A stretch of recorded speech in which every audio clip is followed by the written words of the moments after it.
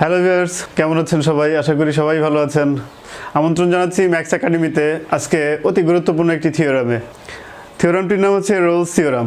তো প্রথমেই জেনে নিই রোলস থিওরামের স্টেটমেন্টটা কি।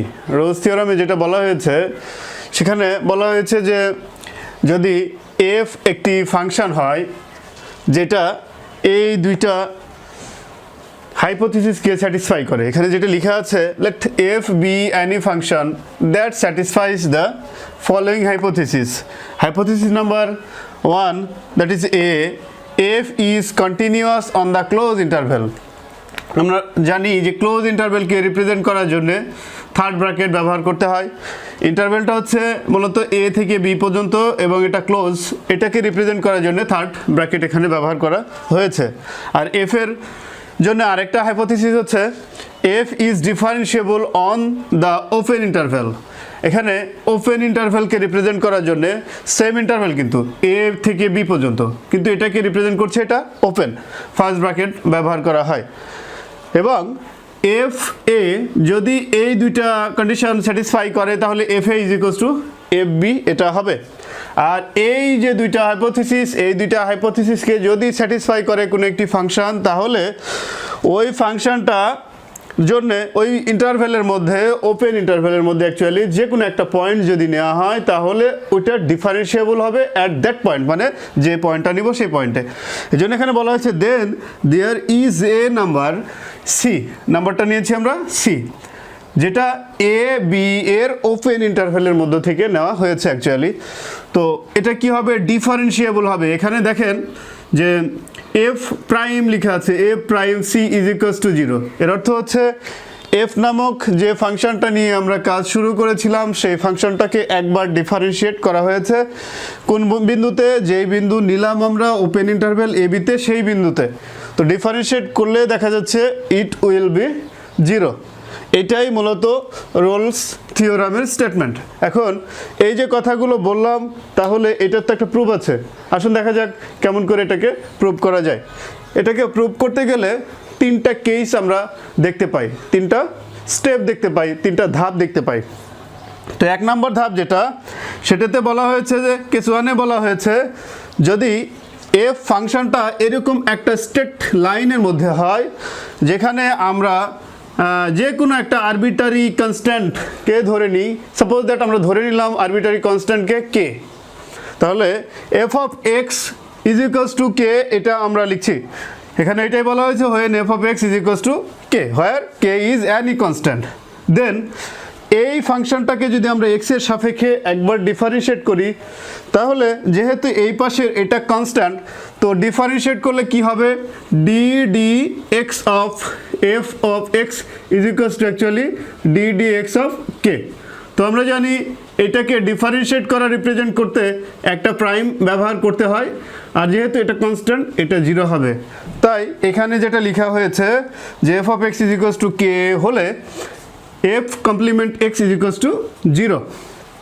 এখন আমরা যদি ঠিক এই ইন্টারভ্যালটাকে কাজে লাগাই এবং পয়েন্টটাকে সি ধরি, যে কোনো পয়েন্টকে সি ধরি এই ইন্টারভ্যালের মধ্যে, এ বি এর মধ্যে, তাহলে এই ইকুয়েশনটা আমাদের যে f of x is equals to f complement x is equals to 0 হলো, এটা স্যাটিসফাই করবে। দ্যাট ইজ এক্স এর জায়গায় সি যদি বসিয়ে দিই, তো দেখেন কি হয়, f complement c is equals to 0। সেটাই কিন্তু এখানে বলা হয়েছে যে if c is taken as c belongs to a b, then f complement c is equals to 0। তাহলে এটা কিন্তু আমাদের কেস নাম্বার 1, যেখানে আমাদের থিওরামের ফার্স্ট স্টেপে এটা প্রমাণ করলাম। এরপর সেকেন্ড স্টেপ, ফাংশনটা যদি এমন লিনিয়ার না হয়, নন লিনিয়ার হয়, সাপোজ দ্যাট আমরা ফাংশনটাকে নিলাম এরকম একটা কার্ভ, এখানে এইটা কিন্তু এফ অফ এক্স রিপ্রেজেন্ট করছে, আর এটা এ এটা বি, তাহলে এফ অফ এ এটা, এফ অফ বি এটা। এর মধ্যে যে কোনো একটা পয়েন্ট আমরা সি নিলাম, suppose that c is that point, তাহলে এফ অফ এক্স এর এই বিন্দুতে এফ অফ এক্সটার ম্যাক্সিমাম ভ্যালু থাকবে, অথবা এই যে এটা যদি মানে লোকাল ম্যাক্সিমাম থাকবে অ্যাকচুয়ালি, কারণ লোকাল ম্যাক্সিমাম কি, এই এলাকার মধ্যে, এই রিজিয়নের মধ্যে, এই জন্য এটাকে বলা হচ্ছে লোকাল ম্যাক্সিমাম। তো আসুন এখানে কি বলা হয়েছে, বলা হয়েছে let f of x is greater than f of a. অবশ্যই এফ অফ এক্সটা দেখেন এখানে, এইটা এই কার্ভটা, আর এ তো এখানে, তাহলে এফ অফ এক্স অবশ্যই এফ অফ এর চেয়ে বড়, তাই এখানে এটা লেখা হয়েছে f of x is greater than f of a and f of x is greater than f of b. অবশ্যই সেটাও সত্য, এফ অফ এক্স এটা আর এফ অফ বি কিন্তু এটা, তাহলে এফ অফ এক্স কিন্তু বড় এফ অফ বি এর চেয়ে, সেটা এখানে লেখা হয়েছে for some x in a b. তো এই এক্সটা কিন্তু এ বি এর মধ্যেই নিয়েছি আমরা, কারণ হচ্ছে ফাংশনটা এ থেকে বি এর মধ্যেই কন্টিনিউ করছে। যাই হোক, then f has maximum values between a b, যেটা অলরেডি আমি বলেছি, তাহলে এর মধ্যে একটা ম্যাক্সিমাম ভ্যালু থাকবে, যে ম্যাক্সিমাম ভ্যালুকে আমরা বারবার বলছি local maximum. So f has a local maximum at c belongs to a b. তাহলে যদি সি এ বি এর মধ্যে একটা পয়েন্ট আমরা নেই, তাহলে অফকোর্স ওই সি বিন্দুতে এফটা ডিফারেন্সিয়েবল হবে। তো ডিফারেন্সিয়েবল যেহেতু হবে, তাহলে আমরা কি লিখতে পারবো, লিখতে পারবো f complement c is equals to 0। Case number 3, সেখানে আমরা যদি এরকম কার্ভটা এইভাবে না নেই, যদি এইভাবে নেই, তাহলে কি হবে, দেখা যাচ্ছে যে এটা কিন্তু এফ অফ এক্স আর এটা এ, এটা বি, তাহলে এটা এফ অফ এ, এটা এফ অফ বি।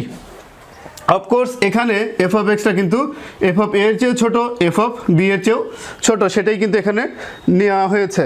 কেস 3-তে বলা হয়েছে let f of x less than a f of a and f of x less than f of b. তাহলে কি হবে, অ্যাকর্ডিং টু কেস নাম্বার 2, এই রিজিয়নের মধ্যে একটি বিন্দুতে এর মিনিমাম পয়েন্ট আছে, যেই পয়েন্টটাকে আমরা বলছি লোকাল মিনিমাম। আমরা ধরে নিলাম যে সি নামক সেই বিন্দুটা যেখানে লোকাল মিনিমাম আছে। আবার একটি কন্ডিশন কিন্তু এখানে বলা হয়েছে যে f of a is equals to f of b. সুতরাং আমরা বলতেই পারি যে ওই সি নামক যে বিন্দুটি আছে, ওই বিন্দুতে এফটা হচ্ছে ডিফারেন্সিয়েবল। তাহলে দেখি স্টেটমেন্টের এখানে কি, কেস নাম্বার 3-তে let f of x less than f of a, f of x less than f of b, f has minimum values in a b, যা ইতিমধ্যে আমি বললাম according to this figure. Since f of a is equals to f of b, যেটা এখানে reference দিয়ে বলেছি, so f attain local minimum values at c belongs to this open interval, এই open ইন্টারভ্যালের মধ্যে আছে। সুতরাং আমরা কি বললাম, আমরা বললাম যে এফ নামক যে ফাংশনটা নিয়ে আমরা কাজ করছি, সেই ফাংশনটা কিন্তু ডিফারেন্সিয়েবল অ্যাট সি। সো আমরা লিখতে পারি f complement c is equals to 0। এটাই কিন্তু আসলে এই রোলস থিওরামের প্রুফ।